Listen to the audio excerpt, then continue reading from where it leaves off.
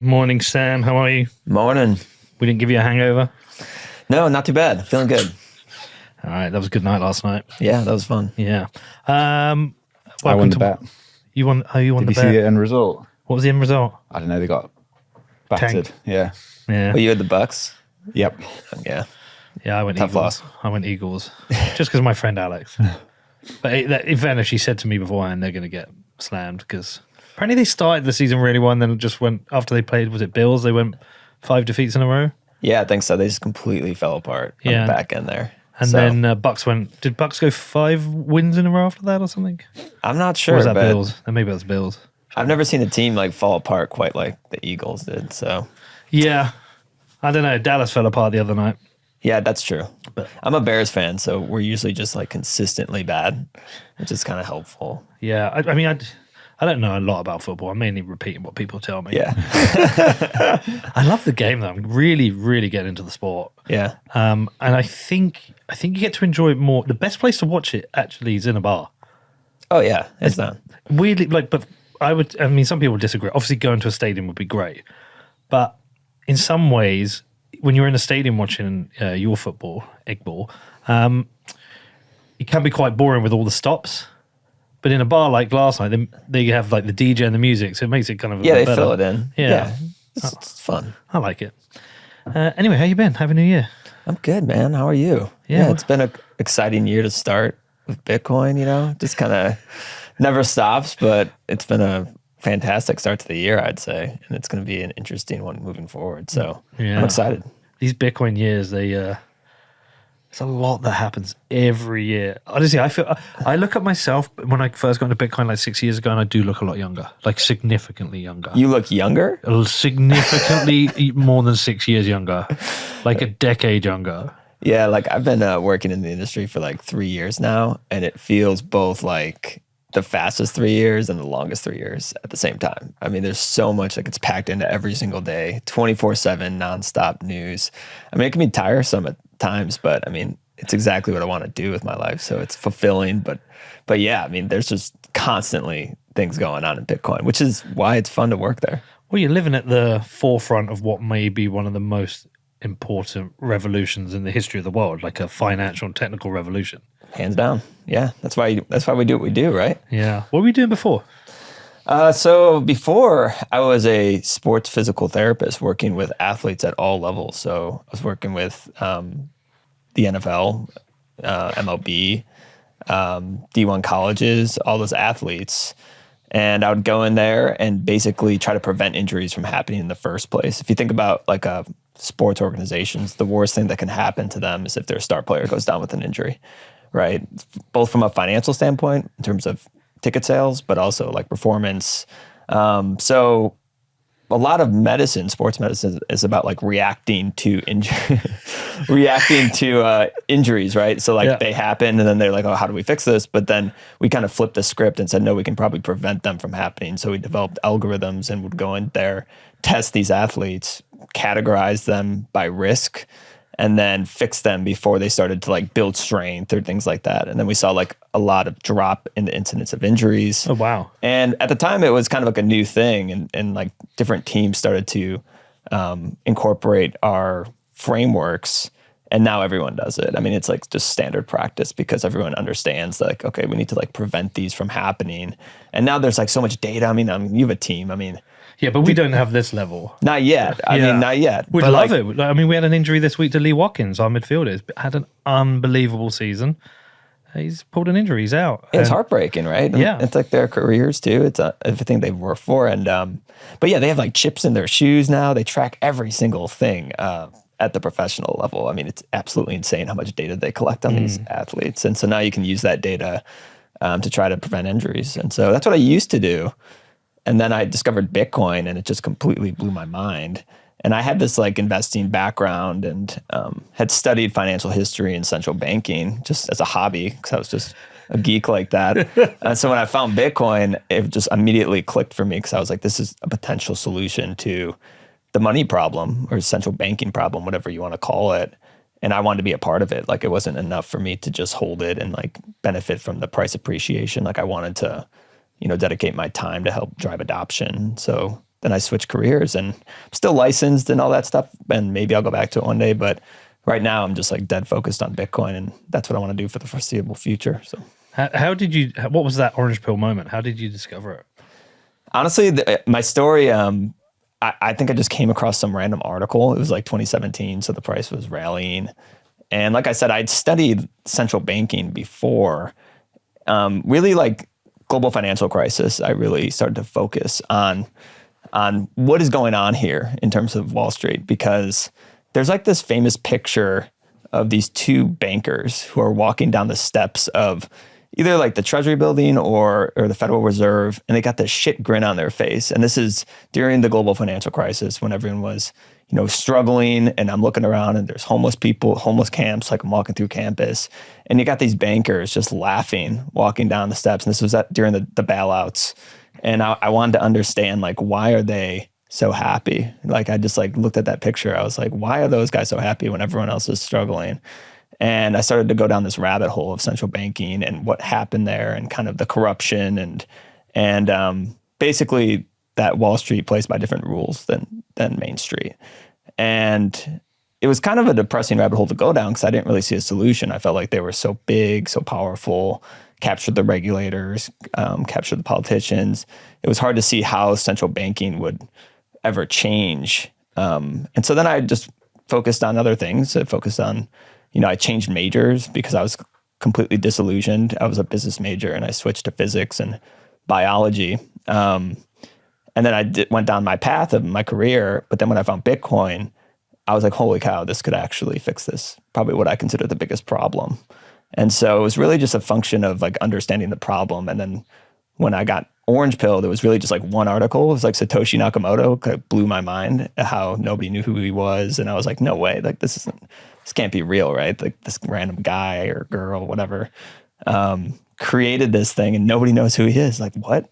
And so then I just went down that rabbit hole and just got hooked, just like everybody else. So, But these orange pill moments are always brilliant. They're just great stories to hear. But it's really fascinating that when you try and talk to a no coiner, or somebody comes to ask you about Bitcoin, or you see some no coiner arguing about it on Twitter, the position they come from is so far removed from, say, how you became orange pilled. They're thinking like, oh, it's criminal money, or they're thinking it's just some bros who got rich, who got lucky, some crypto bros. There's such a disconnect between that and you seeing a real ill in the world, the bankers, and what happened in 2008, which, by the way, I often refer to people to The Big Short, because there's that moment in The Big Short, the family move out their home at the end and all the bankers have made the money. You've also got the bit with Brad Pitt where the two guys are getting happy. Right. They've realized, they figured out they're going to make a load of money, and Brad Pitt says, no, you do realize what's going to happen now. Yeah. And so your orange pilling is fully understanding the problem or seeing the problem and then finding a solution. But there's this massive then disconnect to, say, Infinite Pizza Lady this week and the way she sees it. And that disconnect is a real kind of like bugbear of mine. It's like, how do we cross that? I think everyone just comes to Bitcoin differently based on their own experiences, and they need to kind of come to it differently, and it's going to speak to them in different ways. I mean, that's why I think there's a lot of like internal conflict within Bitcoin itself, because it attracts people from different backgrounds for different reasons, right? There's people that love it for the technology, there's people that love it for the economics of it, the sound money principles, and there's people who love it just from as an investment, as number go up. And so I just think that everyone has to come to it their own way, but like the key is to be humble, curious, and actually want to learn about it, take the time to learn about it, do the proof of work. A lot of these people that come into it, you can just tell. I mean, we've seen it for years, right? I mean, these are like the same arguments that come up.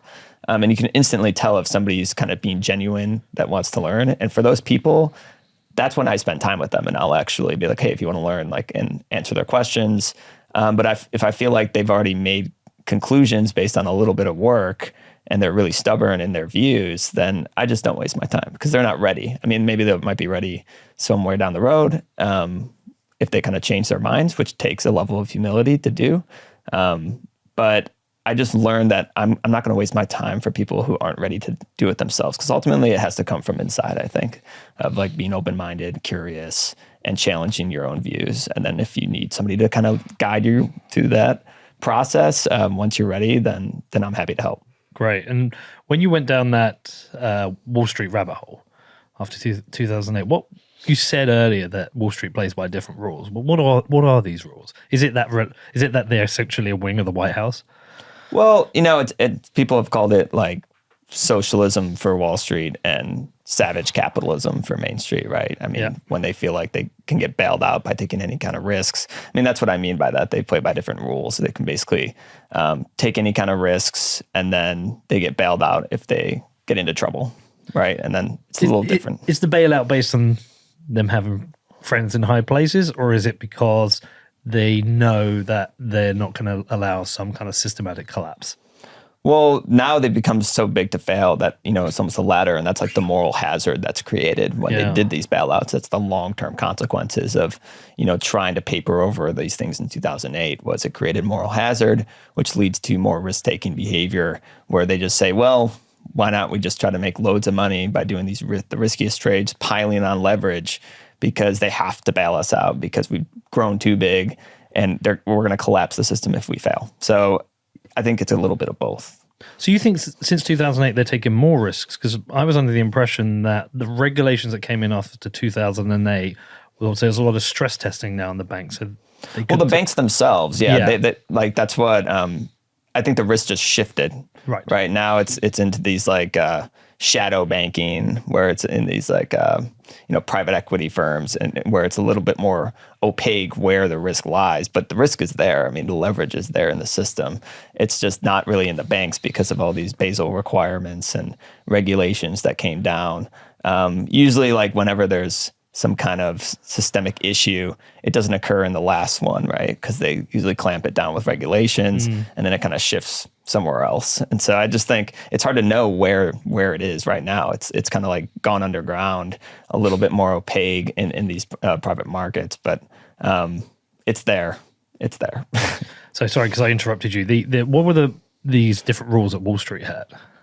Well, I mean, like the TARP bailouts in 2008, I mean, they basically were able to, all the Wall Street banks got bailed out. I mean, nobody went to jail. Yeah, nobody went to jail. I mean, this is when you take on risk as an individual, and you bet wrong, you don't get another free play. Like you lose your money, you go bankrupt.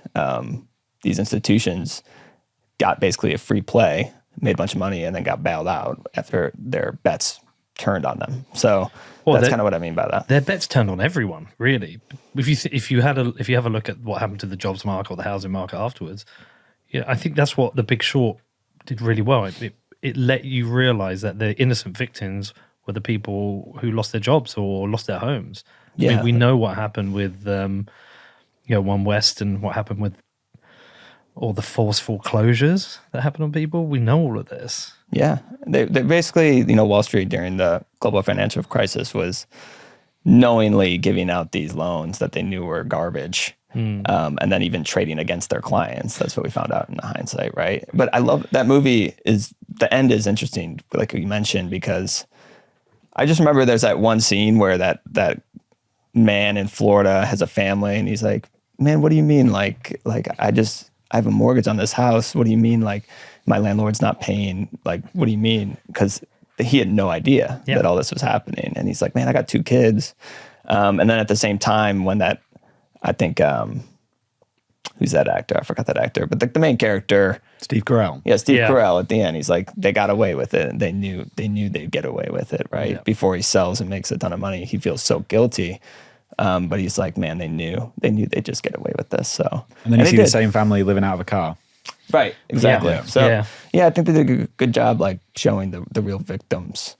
Well, what they did is they made it entertaining, engaging, funny, and then sucker punched you. Yeah, at a couple of moments that made you just go, take that step back. Like, say that bit. I think that scene with Brad Pitt's just genius. Yeah, because those 2 kids are so happy. Yeah, don't dance. Yeah. Oh yeah, don't dance. Yeah, that was a separate bit, wasn't it? Because they were behind him. No, I think that's the bit. Is that the and bit? he's saying like he's talks about how many people die during like massive recession. I think that's right. That's right. Yeah. Yeah. So those are the problems, I think. And then it just really comes down to like being able to manipulate the money. And so when I found Bitcoin, I was like, oh, this is interesting. This takes power away from them into a money that's not corruptible. And it's just a really cool technology on top of it. So, I mean, it was really exciting. So do you think, as far as endgame here, do you actually think how far Bitcoin can go, how far it can take us?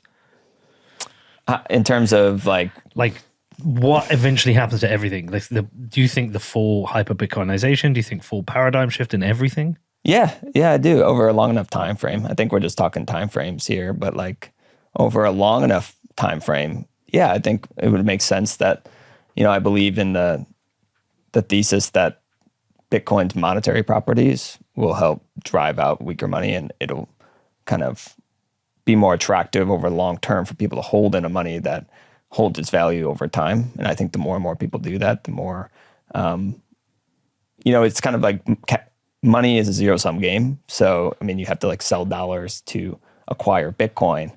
And so I do like over the long term see that, but I think that's a long ways away. And I think it is a protocol that's going to continue to innovate and evolve over time. And there's going to be layers of functionality built on top of it that we can't even really comprehend right now. And so people just forget that Bitcoin is a protocol and there's going to be a ton of innovation built on it. I mean, we already see that over the last 5 years or so, but thinking out 50 years, I think we can't even really imagine all of the services and products and innovations that are going to be built on top of like this hard base layer that's unchangeable, and building the future financial system and monetary system on something that can't be changed.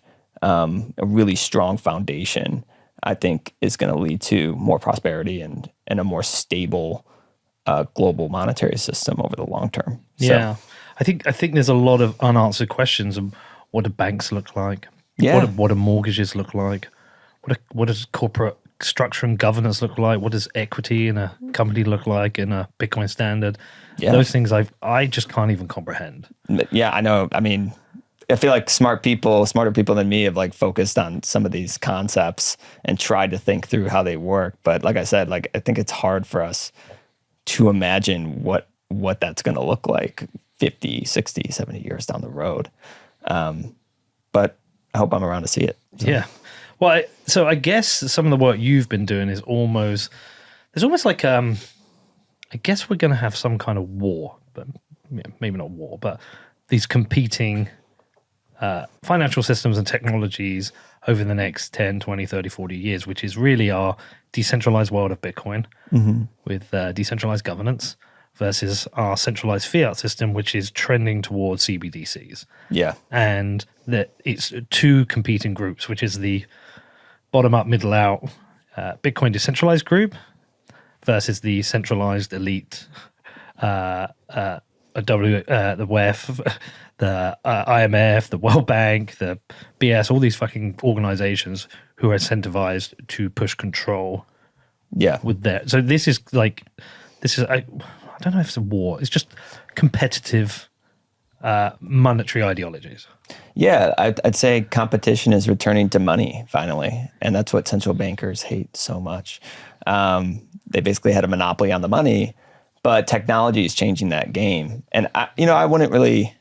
War is such a, inflammatory term, but like. But it kind of is a war. It's a competition, and I feel like maybe may the best money win. But they're kind of accelerating their efforts because they're realizing that they're falling behind because technology is advancing so fast. And it's been really fascinating to see the Bank of International Settlements really drive the CBDC efforts. I mean, it's really just the biz, and then it comes down from there. And that's kind of what I've focused on. And I think they have to do this. They're almost forced to try to compete with the efficiency gains that technology has provided some of us, like mostly like fintech companies and Bitcoin, stable coins. They're becoming more global and more efficient in terms of payments. And these central bankers are realizing that they're falling quickly behind, and it terrifies them. They feel like they want to stay in control. And it really started with Facebook, their entire, CBDC efforts. They got so scared when Facebook launched Libra in 2019. And I actually want to read a quote.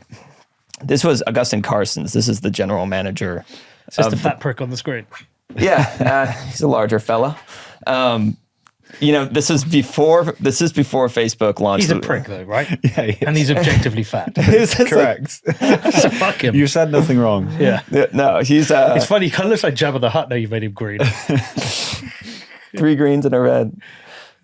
So before Facebook launched Libra, this is what Augustin Carstens was quoted in a speech. He said, he sees no value in central banks issuing a CBDC.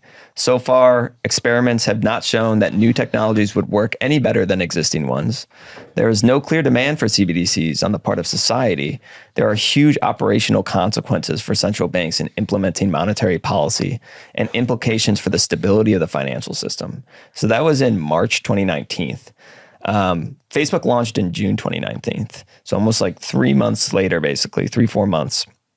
He was quoted and saying, and it might be that these come sooner than we think and that there is a market for them. We need to be able to provide central bank digital currencies. So we flipped completely in 4 months. And the only thing that changed was Facebook. And when Facebook announced Libra, one of the first things that happened was all these central banks just completely chastised it in all the mainstream media. And then the Facebook leadership was basically summoned to the Bank of International Settlements behind closed doors with 26 central bankers. And coming out of that, they said this was a wake-up call. And so in a lot of ways, Facebook's Libra project was like, Helena Troy was the face that launched 10,000 ships. Facebook was the Helena Troy that launched hundreds of CBDC pilots. I mean, almost out of the gate. And so since then, the biz even opened up what they call the Biz Innovation Hub, which before the Biz was just this national clearinghouse for central banks. They just did large settlements between central banks. They were also a research hub. They have the largest database of financial data out there. All the central banks send to the Biz. They come out with a lot of this data and research. And they also hold a bunch of seminars. They're like a really elite event planner, basically, for central bankers. But now they launched the Biz Innovation Hub, where they're actually launching what they quote as public goods, public technologies for the public good through the Biz Innovation Hub. And they're putting up locations in New York, Hong Kong, Singapore, and basically every single CBDC project is through the Biz Innovation Hub, partnering with different central banks. And there's like probably a dozen of them now. We're going to have to walk back a few steps. Yeah. Okay. Firstly, on the Facebook thing, why did the Libra project fall apart? Is that public? Because I kind of remember it obviously coming out. I remember the website launching. They even had adverts. And then they changed the brand name a couple of times. I can't remember. Something begin with an N. DM, was DM. it? DM. Yeah. I thought there was another one like. Oh, anyway. And then I remember Mark Zuckerberg being called into a Senate testimony hearing. Yeah. So that was another thing that happened. I think Drank the water weirdly. But then it just kind of went away. Well, so like I think that they were told that they can't. What the difference between Libra and Diem was Diem was just a U.S. based dollar, stable coin, whereas Libra was meant to be this like basket, backed by this thing. And I think they were told that they can't do this because of global financial stability reasons or something when they were called into the Biz, and that's what global financial control. Well, they were worried because if that was like a better money than the fiat currencies that are currently, being inflated away, then that can suck capital out of the traditional financial system, reduce the control and power of the central banks if more and more people are going to Facebook. Now, Facebook has over 3 billion active users, and so they can leverage that user base. That's bigger than any like single country, right? That's a global investor or basically economy. It's like a closed loop economy that they already had that they can just introduce some money. And if the money's actually better, you can see why they're threatened by that. Yeah. And all you have to do is look at China and the two companies, Tencent and Alibaba, and how those two companies have basically taken over in terms of non-cash transactions. Oh, like in 2020, there was $1.5 trillion of non-cash transactions. And those two apps made up 40% of it, just those two apps. Wow. And it freaked China out because once they get all these payments, like I said, network effects, and they have all these, billions of users, and then they can go into other financial services. They can use all that data. They can get insights from the data and have tailored financial products like lending. And when Alibaba launched a mutual fund, they got $300 billion into it with 325 retail investors almost immediately. Wow. And then the Chinese government blocked the Alibaba IPO. The CEO disappeared for a while, and they fined him $2.8 billion and basically forced them to, change their company completely. And did anyone ever find out where he went when he went missing for a bit? Jack Ma. Yeah. Jack, what's his name? Jack Ma? Jack Ma. Yeah. I don't know. I don't think they really said anything. Re-education camp. Yeah. Stop having opinions in public. Yeah. Yeah, but it was when after they launched this mutual fund and started going into other financial services, and then the Chinese government then accelerated their digital yuan program. So it's obviously to compete with, Tenpay and Alipay, those two payment services within China. And so when Facebook launched their things, I think the biz and the central bankers know exactly what was happening in China with those two apps, and they saw how quickly they can grow. And they were like, oh man, this isn't going to happen. Like, we need to, put a clamp on this, because this could really upend and disrupt the entire, financial services industry that we are at the center of, that we control. And so then the CBDC pilots just kind of went rampant after that. Well, I also thought it was quite fascinating that David Marcus left after the closure of Libra, or whatever you want to call it, and then decided the only thing to work on is Bitcoin. He realized from the inside, from working on it, that there was a centralization risk with Libra, that you can hallmark Zuckerberg in front of Congress, and you can just stop this with leverage pressure. Yeah. And so he had to find something unstoppable, which was Bitcoin, and therefore now he's working on Lightspark. That to me was a fascinating signal. Yeah, absolutely. Yeah, and so they're like designing the system now, and it's fun because they're pretty open about it. They post all their how they're thinking about it, how they're designing it, the schemes they're using. And sorry, can we go back one more step again? Sorry, I keep doing this. Just explain who the BIS again are, where they came from, okay, and what is the governance of them, and what's their mandate originally? Yeah, the Bank of International Settlements. I mean, we don't have to go so much into the history, but they were basically created in the 1930. And they're protected by international treaty. And so they're not, they have legal immunities from any kind of government or regulator. And what they are is a central bank for central banks. But are they a non-profit? Are they are they like the UN, like a international institution? How does it work? How's it funded? Sorry. They're can it make a profit? Yeah, Does it have they shareholders? do. It's an international financial institution. Their clients are central banks. So they have 63 member banks. And these central banks need to move large payments between each other. So they're the ultimate clearinghouse to settle large transactions between central banks themselves. So they're the Fed for the Fed and Bank of England and... Yeah, they basically these central banks need to be able to send large funds between each other as well.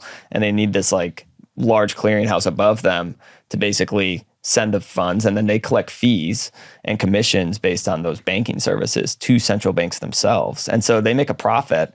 Now, part of their profits go directly back to those central banks, and then theoretically they go into the treasuries of those countries.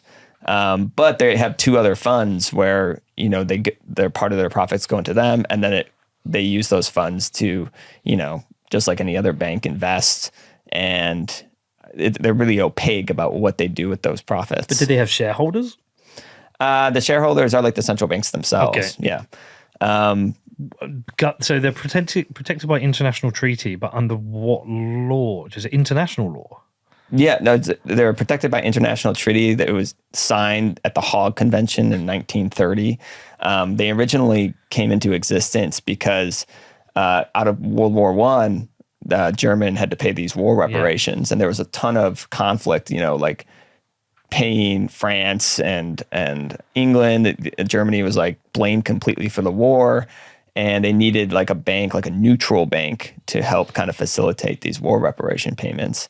Now, over a longer period of time, the biz's functions kind of change, where this really comes down to like what Lynn Alden talks about, how gold, since it was so hard to move, they need to build these abstractions. And so the biz set up these accounts that just like were numbers on a screen, basically. And it can easily transfer gold into biz accounts in like the Federal Reserve. So each central bank had like a biz sub account within the Fed, and they could just like transfer the gold between them. And so it was like an efficiency. So it made it very easy to like send long distance payments, I guess, at that time. And so the biz kind of became this neutral large bank that made it easy to send transactions when we were on like a gold standard. It made it like kind of improve the efficiencies. And so over time, though, now that the global financial system has changed, the biz really is just more of this like research hub, because in the 1970s, the IMF did this study that recommended that all central banks send their data to the biz to kind of put out research to prevent like, financial catastrophes from happening. And so now they're like this research hub. All the bankers go there for like events and seminars. Their mandate is to promote cooperation between central banks and promote financial stability. That's what like their mission statement is. Where are they based? Switzerland. Basel. Do we know what their governance structure is? Well, they have like a board of directors, and they're all central bankers, all the largest central banks. I think there's like 18, and then Augustin Carstens is the general manager. So there's a chair, there's a board of directors, they're all central bankers, like Christine Lagarde's on there, and then that guy's the general manager who runs like the day-to-day, like kind of like the CEO. And there's a chairman who's like the French central bank chairman. And so they're all just central bankers. It's a central bank run by central bankers for central banks. Is there any identifiable, even soft corruption in it, whereby they're clearly promoting certain interests which benefit certain smaller groups of elites? Well, because objectively, Bitcoin is a better technology. Yeah, I mean, you could say that there's always corruption because they control a ledger that's manipulatable and, flexible, that they could debase the currency. I think that's what it really comes down to. But they don't debase currencies, right? Because the debasement happens at the central banks within the country. Yeah, but these are like the central banks. Central bankers make up the biz, so it's all just kind of like this one club. Right. So, you know what I mean? And do they have any kind of like weird direct relationships with the IMF and the World Bank? Yeah, they put out joint research reports. Right. The biz is like this large international settlement clearinghouse, whereas the IMF is like this global bank, and then World Bank similarly is like this developmental organization that sends out loans as well. But they kind of work together. I'd like put them in a group together. But I think the biz probably gets like the least amount of attention, when actually I feel like they're kind of dictating where global policy goes, based on their position as this institution that promotes cooperation between all the central banks. So a lot of the meetings happen in Basel at their headquarters, where these central bankers come together behind closed doors and can speak candidly with one another about like, okay, what's the state of the economy? What are we going to do policy wise? You can kind of see like how central banks, their policies are almost coordinated. Like they all cut, they raise. I mean, there's some outliers here and there, but really in COVID, during the pandemic, you could totally see like how they all kind of moved together. Who are the outliers? Is Switzerland itself, ironically, an outlier? No, I'd say the outliers was like Japan. Okay. And China. It kind of does its own thing. Those are kind of the two big outliers, I would say, in terms of policy, just for like unique reasons in their economy and their debt situations. What research have they done on Bitcoin that they've made public? They've only done a couple, and Can we find any, Daddy? Yeah, they've done like two, but like I'd love to see what bullshit they've come up with. They focus a lot on like DeFi and stable coins more than Bitcoin. They focused on DeFi and kind of its flaws and how there's a ton of hacks in the bridges, which is true. Yeah, which is true. But they use it to kind of chastise all of the industry, including Bitcoin, as an example of why this isn't safe. We made a show with somebody where we went through one of their documents, and I don't know if it was the IMF, the World Bank, or the BIS, and they were talking about issues with crypto, and then they were, but they were mixing. No, they didn't actually mention the word Bitcoin once in the document. I can't remember who that was. I mean, we've obviously done Was this it with Gladstein a lot. Odell? I think we did it with could have been. Odell. Yeah. There's this article they dropped called "The Crypto Ecosystem: I Key think Elements and Risks." This might be the one, and it doesn't actually mention Bitcoin at all. Do a search for Bitcoin in that document. Oh no, it does. Yeah, they've published a good amount of crypto, stablecoin research, DeFi research. Nothing really specifically about Bitcoin. Unbacked crypto. What does? Yeah, fine. It doesn't need to be backed. Okay. Smart contract. Okay. Yeah. There's not a lot in here, really. Structural flaws. Go up. Can you go to structural flaws? Crypto, even in its original fully decentralized form, suffers the inherent limitation of permissionless blockchains that lead to fragmentation, congestion, and high fees. Okay, so that's, I mean, if you attribute that to Bitcoin, that's misleading. Okay. On the Well, I mean, it is inefficient. They're not wrong. Like, it's not, the reason for the inefficiency is the decentralization, right, and the permissionless nature of it. Yeah, but it's not talking about scaling there. Failure of Mt. Gox in 2000. Yeah, but fucking hell, that was so long ago. I mean, that was like a decade ago. Pretty still new there. Bitcoin flows between exchanges, don't care. Okay. Yeah, there's really not a lot in there. So it's kind of on first glance, bear in mind it's 24 pages and we've just skimmed it in about a minute. Yeah. It seems like maybe an accurate description of what's going on, but there's no like insights. No, they usually, so like, for example, Terra Luna was mentioned in there. So they'll use like the crash of Terra Luna as an example of why, unbacked cryptocurrencies, by unbacked, they mean like not backed by the central bank, aren't real money, are just speculative, volatile assets. And they'll use what happened with Terra Luna to say like, that's why Bitcoin doesn't work too. So they conflate it. This actually goes back to the whole Ordinals conversation as well. Sorry to just shift gear slightly, but we've been looking at Ordinals recently and scaling and fees. Danny and I, it's interesting. There's a lot we don't agree on, or we have slightly different opinions on. In that, so I'd say I'm a monetary maximalist. I'd say in an ideal world, that's all Bitcoin would be used for, right? In an ideal world. And obviously with Ordinals, we've now got people putting various bits of other data on the blockchain. Danny rightfully says they're valid transactions. Yeah. I wouldn't project my worldview onto Bitcoin. Yeah. I think it just is. Yeah. But I also think of other reasons why I don't like this. So I don't like the cult. I'm worried about a culture shift in Bitcoin where Ordinals shift us from move slow, don't break things, monetary maximalism, trying to create the best form of money in the world, which is what I came in for, to a world where we now have Ordinals, a little bit of move faster, let's break some things, let's try new bips, like this cultural shift where Bitcoin just becomes a different system. And then seeing that document, when I know about the lens that comes on Bitcoin, that if we suddenly introduce all these different shitcoins and NFTs and DeFi and crap into Bitcoin, all the stuff where we can go, yeah, but that wasn't Bitcoin. That was Ethereum. That was Solana. That was whatever. Now it is Bitcoin. And so if we have any kind of weird hacks or market crashes, systemic risk, shitcoin pump and dumps happen in Bitcoin, we can't say, well, that's those other shitcoins. We have to say, yeah, that is Bitcoin now. It's just things that I'm thinking about. Yeah, it's bothering me. Yeah, like it could kind of impact the reputation of Bitcoin and come to like increase the attack vector on the regulatory front. Yeah, because we could say, a lot of the time we could just, Bitcoin isn't completely clean in that there are things that happen outside of the protocol, but that are Bitcoin related, which shine a lens on us. That could be ransomware, pay me in Bitcoin, right?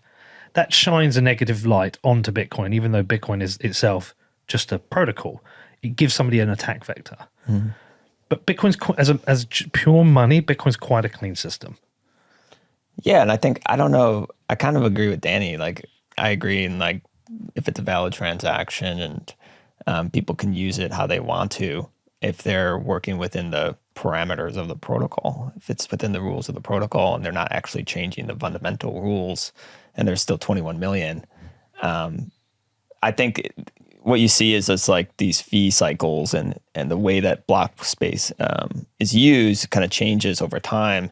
And I think you get into these cycles. And so I think we're just in one of these things. And I think as fees increase, you'll probably see a little bit less volume here. And then it'll kind of be this cycle where that'll lead to innovations, which drops the fees back down, which would lead to new ways that people use block space. And it kind of just goes in this circle. But I just think as soon as you stop projecting your worldview onto Bitcoin, everything gets a bit easier and funnier. It's like, well, just accept things for what they are. Like they're valid transactions. Yeah, and I'm never going to like tell somebody else how to use it if they're it's not. a permissionless system. Sure. Yeah. So like, I get all that. Let me try and think of another example. Was it when WikiLeaks, started raising a significant amount of money that made Satoshi nervous? Yeah, I think so. I think he wasn't ready for it to go quite as mainstream yet. Yeah, but I don't think it wasn't so much the mainstream, it was that it was WikiLeaks. I think if it had been eBay, I don't think he'd been less bothered. And he's like the centralizing factor at that point, wasn't he? So he just dipped and said... But it's a valid opinion. I And think I'm coming from the same worldview. I'm really on the fence and I'm struggling with it because yes, these are valid transactions, great. But I'm still a monetary maximalist, and I still recognize these kind of like outside regulatory risks that to me it's disappointing if illuminous cats and dick butts bring that pressure to us, because I'm not here for that. Yeah, I hear you. I think that's just on the community to come up with innovations that help people use Bitcoin for monetary use cases, like things like Fedi mints. And, I think it'll kind of drive innovation towards new services and new products. So that's what I hope is going to happen. There's going to be this response. And I think the WikiLeaks, I think Satoshi was more worried just that Bitcoin was so young and it wasn't ready. Can we look it up? It wasn't ready for that attention. I don't know if it was specifically around that it was WikiLeaks. Like, I think if it was eBay, I think Satoshi would have been equally concerned because he didn't feel like Bitcoin was big enough for that kind of attention and like basically ready for the mainstream at that point. Was it ready for that attention or ready for that negative attention? Maybe both. Maybe like it wasn't... Because it's two different points. Yeah. I guess probably the latter. You found it. What does he say? It was the heat. The unnecessary heat. Because at the time it would have been a lot easier to shut down. It's a lot harder now. But I don't have a defined answer. I'm not like, yes, no. It's one of those things I'm wrestling with. Yeah. I mean, it's a fair point. Because if Bitcoin is trying to compete with CBDCs, I don't think CBDCs are talking about dick butts and monkey JPEGs, right? They're talking about money and money flow. Yeah. Yeah. Two things can be true. I could be here for the monetary properties of Bitcoin, also not want to tell people what to use the protocol for. Yeah, I hear that. It's a struggle, man. I'm wrestling. Okay, so where are they at with or where do you want to start with CBDCs? Because I don't even know where to start. Well, what they're focused on right now, and this is what I thought was a little bit. What I want to do is not paint this picture that this is like a group of elites, like a global cabal trying to create this system of control and surveillance, even though it might end up that way. But it's really, they're like the technology is forcing their hand. And every single time they have to centralize more and more and more. And what they're trying to build now is one unified ledger that connects all the CBDCs around the world. And basically it centralizes from just like one central bank and one government to an international financial institution like the Bank of International Settlements running the ledger of the entire global payment system and monetary system. And that's a problem because, like I said, they function outside of any one government and they have no oversight. And these are unelected bureaucrats. And really what it comes down to is who controls the ledger. That's always the question that needs to be asked. And when you look at their designs, they're choosing the design is the most centralized. It has one rule book. This is what they say. They would want one rule book with one network operator or administrator who would be able to provide who gets access to the protocol and basically control the rules of the protocol. And they essentially are saying that the biz is well positioned to be that network operator. All the research kind of points to them, well, we're already doing, international settlements, and we're kind of sitting at the middle of everything anyway, kind of, fostering collaboration between central banks. So, we're probably the most likely candidate to be that network operator, that administrator of this unified ledger for everybody. And I don't think there's enough debate or like public discourse about the design choices that they're making. And they've reached out to public comment, the biz, but also like the ECB, as well as the Bank of Canada and the Fed about CBDCs. And I've read them all, and they're all extremely negative on a net basis in terms of the public comments. I mean, over 80% for all those public comment periods were completely negative responses from the population saying, we don't want this. But they just continue anyway. And it's because they have to stay competitive in this new, where you have fintechs offering services as well as stablecoins, as well as Bitcoin.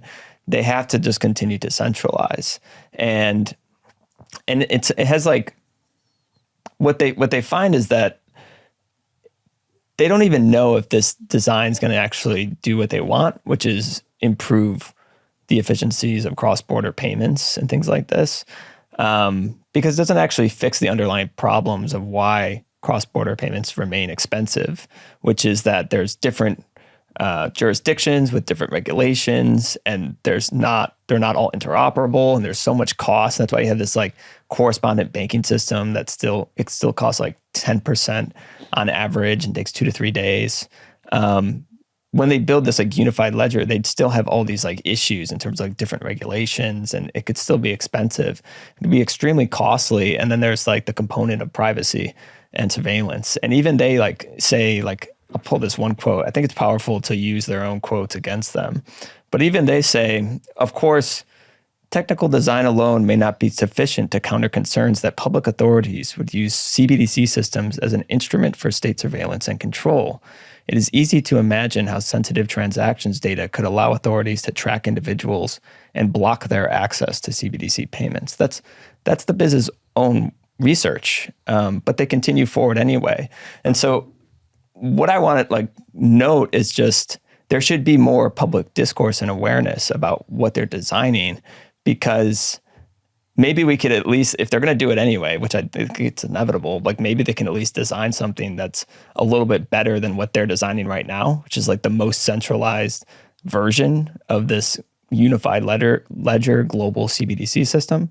And maybe we can delay it a little bit and cause like a little bit of more debate happening in governments as well as in the public discourse about these things, and that'll allow Bitcoin to be adopted while these things get delayed a little bit before they inevitably come. But is the end design, if I'm in the UK and I'm using Bitcoin, the Rishi's CBDC, and I want to send you some money, that I can send it and that it all goes through this one global centralized ledger? Yeah. So it would go straight to you, instant settlement, almost probably, through some jiggery pokery in the middle, exchange rates, whatever they do. But essentially, it's a token swap. Yeah, basically, they've done pilot research of token swaps. It's so much insanity built into that, because obviously the UK.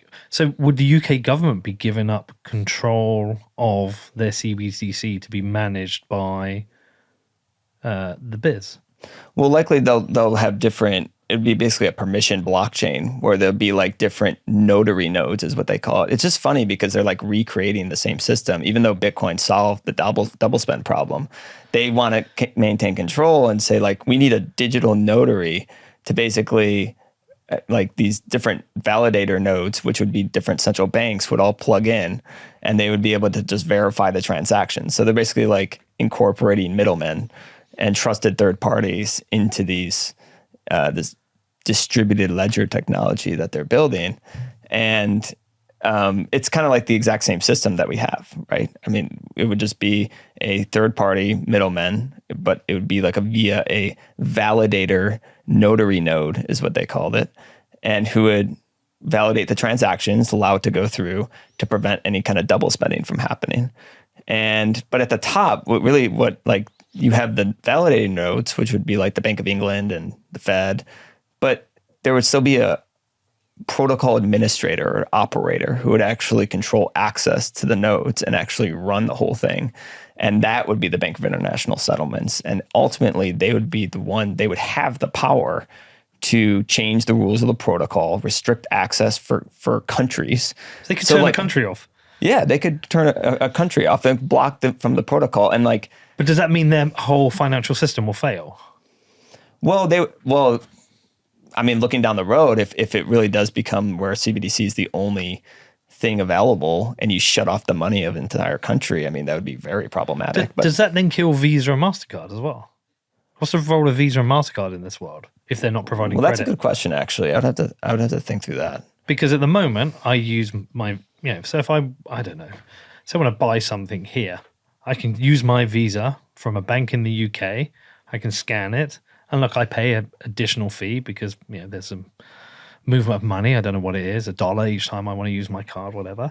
But it happens. But Visa are involved in that transaction and they take a little cut, right? Yeah, but they're the payment processors, so they still rely on But there's no payment banks on top of them. So that's how the payment processing works. But does the CBDC kill the does it kill the banks? Does it kill Visa? Like, where's your savings account? Is my savings account with the Bank of England, and does my mortgage get paid? No. So this is actually a lot of people thought there's going to be CBDC accounts directly, like you would have an account at the Fed or the Bank of England, sorry. But the banks would then be layered upon the protocol. Yeah, so the way that they're building it now would be there's a CBDC account within your bank. There's your commercial bank. Right. It's like the wholesale CBDC model. Yeah, so the wholesale CBDC model is basically there's transactions between the banks themselves. And then the way people think about CBDCs in their head a lot of times is the retail CBDC, where there's actually a digital CBDC money that we all use. A lot of the developments are just focused on the wholesale level right now. Now that can change over time. There's a few retail CBDCs, like Nigeria is a perfect example. Have they killed that? No, it just had very bad adoption. Basically, it's a failed project right now. And there's other parts. There's a Caribbean one as well that's had really bad adoption. So, but the adoption is optional because it has to sit in parallel to their traditional system while they test it. Yeah, they're basically trying to incentivize people to use it through different little tricks. They give a discount for cab rides if they use a CBDC and things like that. And is the low adoption in these places because people are educated enough to know this is bullshit and they don't want to be part of it, or is it some other reason? Well, I think in Nigeria, there's just a lack of trust generally with the central bank given the inflation rates. Yeah. And they just see through this. This isn't this new technology. And actually you see Bitcoin and stablecoin adoptions in Nigeria is extremely high on a per capita basis. And they understand that their central bank, it's just a new shiny wrapper with the same inflationary fiat inside of it with added control and censorship. So I think they just really don't trust the institution, the issuer of the CBDC. I just can't see it ever happening. But what if the US roll out universal basic income, but you can only claim that using the CBDC? Do you think that would mean that people would move to it? It depends. Okay, so on the UBI, it depends. It depends how many people. Yeah, I see what you're saying. But it might be it might be an airdrop and then they spend it and stay out of the system, a bit like Chivo. But if it's then a monthly UBI and they have to go back every month and slowly you just start using it more and more, that's the sort of insidious way that I could see it developing. Yeah. No, that's a fair point. Technically, it feels like Like, this is a hell of a system to build. Right. I know. And it doesn't feel like... That's why I think... Well, if you look at Ethereum's roadmap, it's always like another 10, 20 years of like bullshit with like 5, 6 generations of nonsense that have got to be released. They have different like names for them, don't they? Yeah, I can never remember. Mega what they are, but they've got shard so or- many. Yeah. Super shard or whatever it is. It feels like something like that. This doesn't feel like something they could even do in the next decade. No, and I think they would bungle it too. Like, I just don't really... They're not really good with technology historically. Like, central banks aren't known for it, or governments for that matter. Usually, technological advancements come from the private sector. So they're basically trying to reinvent the entire global monetary system and basically connect them. At a time when there was like trust in institutions, global institutions, even national institutions, it feels like at an all-time low. Yeah, and you gotta think like this would be... It has to be bulletproof. I mean, they're trying to... If it was hacked, it would be catastrophic. And so there's substantial... Yeah, they could roll that back. Yeah, well, they probably could. Yeah, they'll roll But there's that back. substantial cybersecurity risks from launching these things, and they talk about that, and they're like, "How are we going to do that?" And even like people like the Federal Reserve had like 50 data breaches between 2011 and 2015, and even last year they found that they suffered like a decade-long espionage effort from China, who had access to the data, and it was because of their poor data protection standards within the Federal Reserve. And these are, the Fed's actually, I wouldn't say the drivers behind the CBDCs right now. They've actually held off compared to like the ECB and stuff like that. But these are the people that you would have to trust to like secure this system, is these central banks to do it correctly. Because even one hack could like impact the integrity of the whole system. And that's why Bitcoin's so special, because it's never been hacked, and it's the most secure monetary protocol in the world, backed by computation. So it's great advertising for Bitcoin. Yeah, I think so. I think there's a ton of risk to launching a CBDC, and they line it out, and that's what Augustin Carson said before Facebook launched their Libra thing. He said, like, there's a ton of operational risks. We could disintermediate the banking sector. We could cause more financial instability because, we're creating more flows that could happen in the case where one country had a financial crisis. People could move into other CBDCs, which would cause, people to dump the local currency, which would lead hyperinflation of that local currency. Like, there's all these kind of risks. Spillover risks, if there is a crisis, it kind of like increases the interconnectedness of everything. The other good thing, though, about a fragmented financial system is when one part fails, you've got other options. So my optionality when I'm in the UK is I've got my my Visa card. If something goes down with Visa or my bank, I've got an American Express credit card. Okay, I also have cash. Okay, I also have Bitcoin. I've got 4 different options, and the fragmented nature of the system, one can go down and the others still operate. One central system, if something goes down there, literally the whole thing could collapse. Because we have this. If banks go down, like NatWest may go down, and everyone who's with NatWest cannot get money out. Or Visa can have an issue, right? So having a fragmented system means you've always got optionality if something goes down and part of the system breaks. If it's one fucking system for everything, what's your optionality? Yeah, and you're trusting these individuals. Do not trust these individuals to run it, basically, right? And they can change it whenever they want in terms of the rules. That's what, when you can unilaterally change things, and typically what happens is they decide to debase it and print at will. It leads to corruption. It could lead to all kinds of things that impacts the integrity of the ledger. And when you have one system where they're all running on top of it, I mean, you could see why this is problematic, right? It's not. This is why I wanted to raise awareness. And you start to see more chatter over the last couple of years. There's like more senators talking about, against CBDCs and these things. Hasn't DeSantis banned it in Florida? Outlaw in Florida. Yeah. There'll be no CBDCs in Florida. Yeah. Can the federal government supersede that? Yeah, I think they could. I think it's kind of it's kind of silly to see states doing that, but Well, I think that it's gets a into good like flag, though, isn't it? And then you could cause a popular revolt against it. yeah. But what could there not be a popular revolt the other way again if it's like the universal basic income rollout and there's loads of people in Florida that are like, fuck, I want $1,000 a month. Why can't we have a CBDC? Well, any kind of like CBDC launch too would require some kind of congressional, legislation to pass, and so It feels like a tricky one because it feels like of all the things that are anti-American, which it feels like a lot at the moment, a CBDC feels very anti-American. yeah. And I've been pretty optimistic about some of the pushback in the United States. I'm more worried about like the ECB and Yeah, because we're a bunch of pussies. well, yeah, and Are the they're ECB the furthest along with this? hands down in terms of a retail CBDC. I mean, outside of like China and things like that, where they're already kind of rolling it out. But in terms of like, Western democracies, I would say like the ECB and the EU are just steamrolled ahead with their developments, and they're planning to launch the digital euro, I think in 2025 or 2026. And How? What, one country to begin with, or just full rollout across the whole?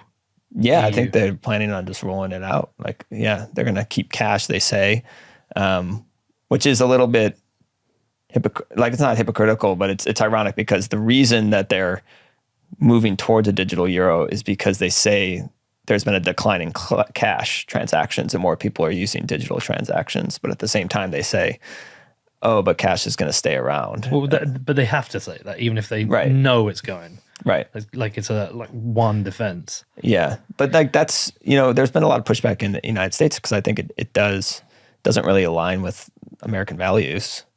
But these other central banks are kind of moving ahead at full steam. Doesn't the HRF have a CBDC tracker? Yeah, Matthew Mazinski's running that. Can we get it up? Yeah. I don't know how far along they are with this yet. So it was quite a Yeah. new announcement. Yeah. Yeah, look, from the way Christine Lagarde talks, and the way the ECB has commented on Bitcoin, let's say, especially recently, it is unsurprising. Oh, so India actually has a CBDC? I didn't realize that. Get launched. At the end of 2022 actually. Free. Okay. This is a very cool website. I've never seen it before. Yeah. What is the? But it doesn't really tell you much. Here you go. Let me go on here. So any of the red countries are launched. But what does I'd almost say, what does launched mean? So we're in research. So France is in pilot. See, I want to know what the pilot is. Okay, here we go. France ranks highly across nearly all metrics. Furthermore, it must be said that the ability of the French government to abuse it. Yeah, we know that. But financial tyranny index. Fuck's sake, I love that. But it doesn't really. I want to know what does a test mean? They're just testing the technology. They've given it to 1,000. I just have no idea what it all means. Well, a lot of them are running these pilot programs Hey, through the let's- Bank of International Settlements. Let's go for some signal here. Who's launched? Russia, India, China, Thailand, Cambodia, Cambodia. Solomon A Islands. lot. Yeah, there's a strong correlation between tyranny and CBDCs that have launched. Where are our safe zones? We're all going to be living in El Salvador. That's a very cool website. Yeah, there's like 130. I think 130 central banks are looking into CBDCs. I think it represents like 98% of GDP. Wow. But you say the ones that have launched has been. Yeah, there's only been a handful. And then there's a difference between like wholesale and retail. I think a lot of people just think about retail CBDCs, the whole like turning on and off your money and the surveillance and things like that. And there's only been a handful of them. That's like Nigeria, the Caribbean, China, a couple other. Tell me about Atlas, The what now? the chain analysis competitor. I'm not really familiar with Atlas. You asked about this. Yeah, I did. I thought you tweeted about this, Sam. Oh yeah, like the surveillance. Oh yeah, I did actually. That was like that was from the Bank of International Settlements. Yeah, that's right. They're basically deciding. We know that like with chain analysis and other corporations, you can blockchains are transparent and you can gather information on people. The Bank of International Settlements is basically starting to understand the benefits that blockchains have for basically being able to track all kinds of data on people. And that's one of the things that the Bank of International Settlements is so good at, is collecting data and then researching on it. And so they're finding out these blockchains and saying like, oh wow, we can see everything on here, and then we can kind of tie identities to it and actually find information that we don't have with our traditional financial system on these blockchains, like public blockchains. And they're actually like running a node now, I think, a Bitcoin node and things like that. So they're starting to like better understand the technology and to figure out ways to kind of use it to surveil, essentially. Are they evil, like chain analysis? Interesting one, chain analysis, actually. People don't like them, but even people who don't like them will use their data. When it benefits them. That's true. It. Yeah. It sounds like they essentially just want to be the global panopticon. Yeah, I mean, they want to see everything. Like that's kind of like what the Elizabeth Warrens of the world, they don't like privacy. I mean, there's been this like attack on encryption technologies for decades. And, you know, with Bitcoin and other public blockchains, you know, the transparency is great because all the nodes can verify the ledger, but there is this trade-off, right? It's like pseudonymous. And then if you have like personal information tied to certain addresses, you can kind of be able to track things, right? That's kind of like a trade-off. That's why it's important to build other second layer solutions that have better privacy guarantees, like Fediments and Lightning and things like that. But what that Atlas article, I think I tweeted that a couple months ago, it just showed me that they're starting to actually learn about how to actually use these things and actually use them to gather information about the users to surveil, and probably for like tax purposes and things like that, and to prevent you know, money laundering or terrorism. That's like the common theme that you always hear from them, right? And so they're like, oh wow, you can actually see into this stuff and I can run a node. And it was kind of fascinating because they always spoke on it so ignorantly in their prior research. And this one was like, oh, they're actually running a node now. What this all smacks of to me is like the best thing we can do to fight this is promote Bitcoin. Yeah. Just the more people who know, because the thing about Bitcoin is the rabbit holes take you down is like learning about money, learning about central banks, learning about surveillance. So the more people become educated about Bitcoin, I think that by virtue of being educated about Bitcoin, you suddenly understand how bad a CBDC is. Yeah. Because you can gaslight people into accepting a CBDC, especially in Europe. You know, if you tell them, oh, no, in the UK, oh, this is Bitcoin. Yeah, it's like Bitcoin, but it's better. And yeah, we can send you money directly. Yada, yada. Yeah, we'll go, oh, yeah, great, cool. Make a cup of tea. Let's talk about it. Yeah, I think people love the convenience too. Yeah, they do. And they'll love like a STIMI payment connected to it, and they'll be able to use it. But over the long term, what you'll realize is that it's just the same inflationary policies in a shiny wrapper that allows more censorship and surveillance.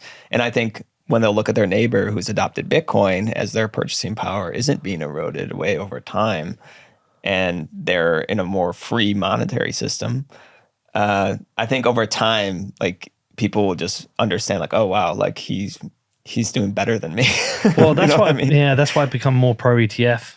Been saying this recently, like was pro to indifferent to pro to indifferent, kind of like just going around in circles. But the realization that so many people are now going to have either direct holdings of Bitcoin or exposure to Bitcoin's upside, you can benefit from the 21 million by holding an ETF.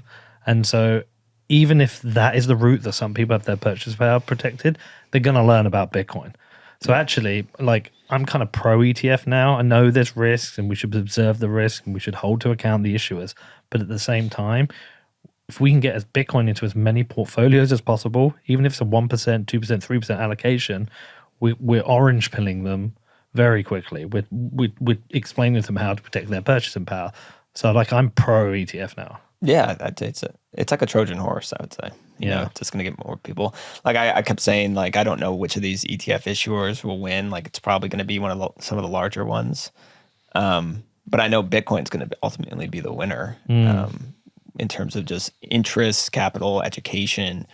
It's going to drive that all towards Bitcoin as like this top of funnel. And then hopefully people start to learn about what makes it special and then start to use it as it's meant to be used, which is, you know, in a self-sovereign way, taking self-ownership, taking of your private keys. And I think that'll happen, especially if we as an industry build out better tools and custody solutions, better UI, UX, and people say, like, I actually want to own the real thing. I don't want to own this, ETF product and pay annual fees and things like that. So I'm bullish on the ETFs, though. I just think it's a big deal. I think it's going to open the door for like institutional investors. I mean, just going back, like, it is the solution to like the CBDC problem is to like vote with your money and help support a parallel system that is more fair and transparent and works in a way where it can't be unilaterally controlled and they can't unilaterally debase it. And like with Bitcoin, who controls the ledger? It's the tens of thousands of nodes, and anybody could run a node with a laptop or an internet connection if they would like to. And that makes it so that the rules of the protocol are really hard to change. The more nodes, the more decentralized, the harder it is to change. And then you have miners, you have actual computation that makes it difficult for some kind of adversary to attack the network and then reverse transactions or central transactions. And that's very different than the CBDC system they're building, which is very centralized, which would allow these central banks to do more of the same. They would be able to debase the currency. They would be able to censor, restrict access, confiscate. You're not able to do that in Bitcoin. That's the big difference. And like Bitcoin is a decentralized protocol, right? That is more transparent, that's more objective, and that is secured with like real world resources and electricity and stuff like that. So sounds pretty cool. Yeah, I mean, we should get some. You should just pick. We should get some of that. You should pick your sides and then just like vote with your wallet and support a system that's more fair and transparent than one that's opaque. And this is like some of the things with money and like, the corruption that we see, the money printing, the debasement, the funding of, wars, like constant wars, bailouts that we don't support, like all those things are, they're able to do those things because they can manipulate the ledger. And Bitcoin, they can't do that. So it could kind of fix a lot of things by voting with your wallet, picking that Let's system. fucking go. Yeah. I'm in. Yeah. I'm a Bitcoiner. You've orange pilled me. Let's go. Do you wanna give a shout out to Swan? Sure. Yeah. And like I work Otherwise Corey will slap you. Yeah, no, I work at Swan. I'm the lead market analyst, and I run our podcast, Swan Signal. I do research there, and I don't know if people don't know Swan, but it's a Bitcoin financial services company. We offer all kind of different products. We have our own IRA product, so if you're not like in Vanguard and want to leave there, you can move assets for without a fee, no tax consequences, over to our IRA and hold real Bitcoin in it. There's also high net worth individuals. We have like a Swan Private. I write the research for that. So in-depth market reports, insight, our insight report is like in-depth research on the market. And that goes out to our high net worth clients and other private clients. And it's more of like a hand-holding white glove service. So like when people get into Bitcoin, they're just confused. They need somebody like a Bitcoin Sherpa, if you will, to like walk them through like how to hold their keys and secure their Bitcoin. And that's kind of what Swan Private does to do. You can always call up a Swan Private rep on the phone if you have any questions about Bitcoin or how to manage your Bitcoin. And so, yeah, that's just a little overview of Swan. I've been there for a while now. It's been exciting. It's a great team, and it's been fun to watch that company grow. Awesome. And how do people follow you? I'm on Twitter mostly, or X, whatever you want to call it. So Twitter. At Sam Calla, so SAMCALLAH. You can find the podcast on YouTube, it's Swan Signal. And then also a lot of my work gets published on the Swan blog, which is, I think, swan.com/learn, if you want to just read some of these reports or market updates. Amazing. Sam, this is brilliant. Thank you so much for this. Fascinating. Fuck CBDCs. Let's vote with our money. Let's go for Bitcoin. Cheers, brother. Thank you. Appreciate it.